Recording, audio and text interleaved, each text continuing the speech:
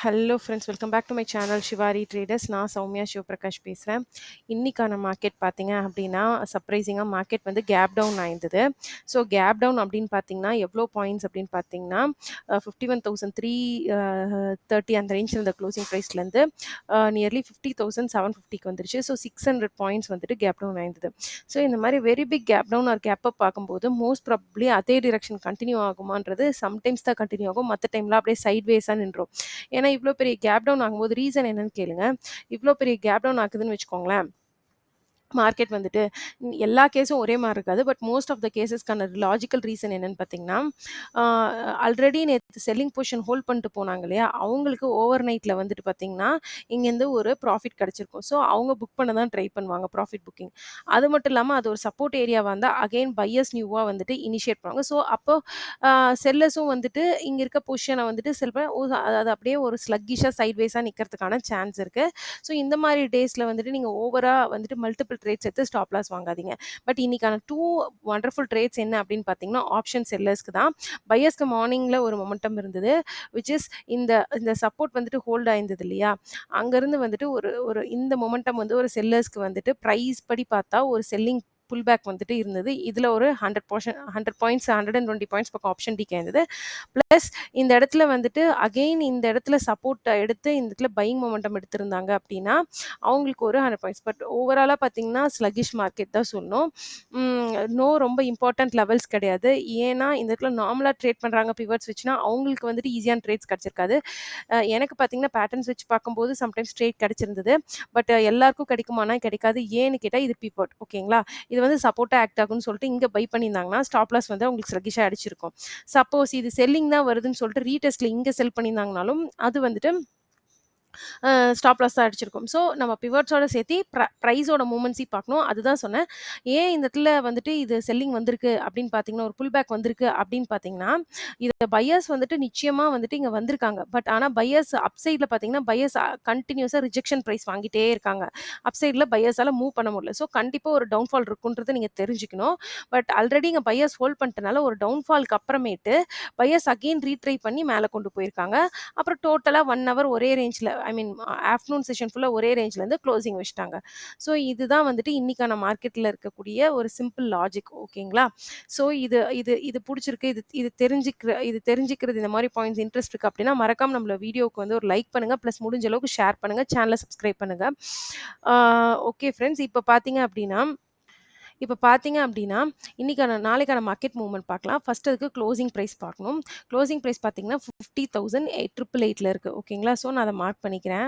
50,888 ஓகேங்களா? அத yellow line பண்ணிக்கலாம். ஓகேங்களா? இப்ப பார்த்தீங்கன்னா, க்ளோசிங் பிரைஸ் மார்க் பண்ணியாச்சு.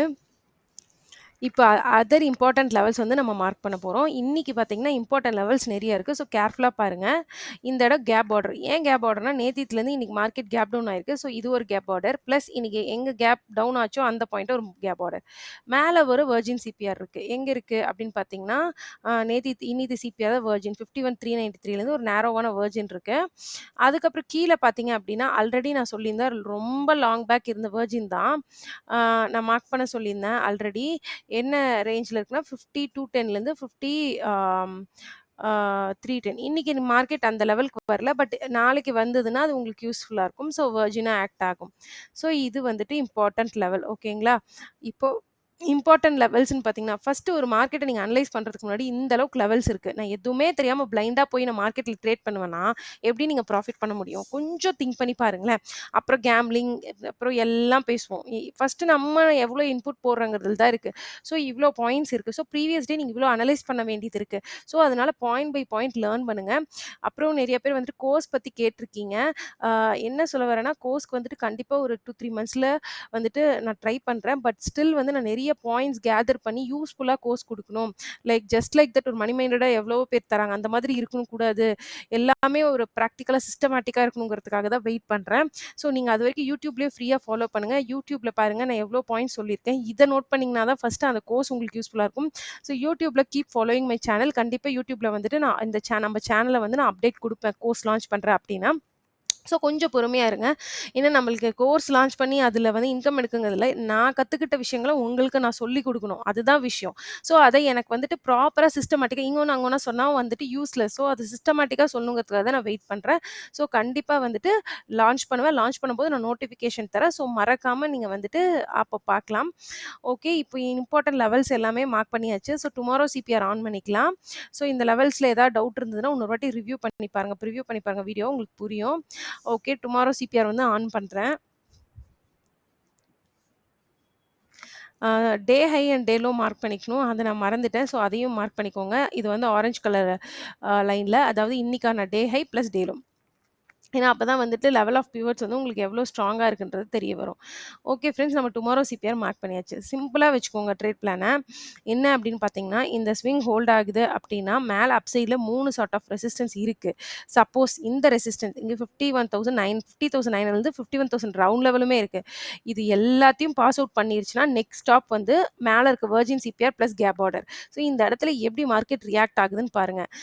இதுல வந்துட்டு பையிங் சைட் போகுதான்னு பாருங்க. சப்போஸ் போகாம இங்கே ரெசிஸ்டன்ஸ் ஃபேஸ் பண்ணி அகைன் டவுன் சைட் செல்லிங் வருது அப்படின்னா, நீங்க வந்து செல்லிங் ட்ரேட் ஆஃப் பண்ணுங்க. உங்களோட டார்கெட் வந்து இந்த ஃபிளாட் இந்த இடம் வந்து ஹோல்ட் ஆகாது. நெக்ஸ்ட் டார்கெட் வந்து S1 ப்ரீவியஸ் டே லோவா இருக்கும்.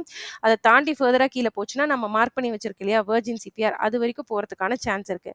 ஸோ நான் சொல்றது வந்து 60% சான்ஸ் ஃபார் செல்லிங் ட்ரேட்.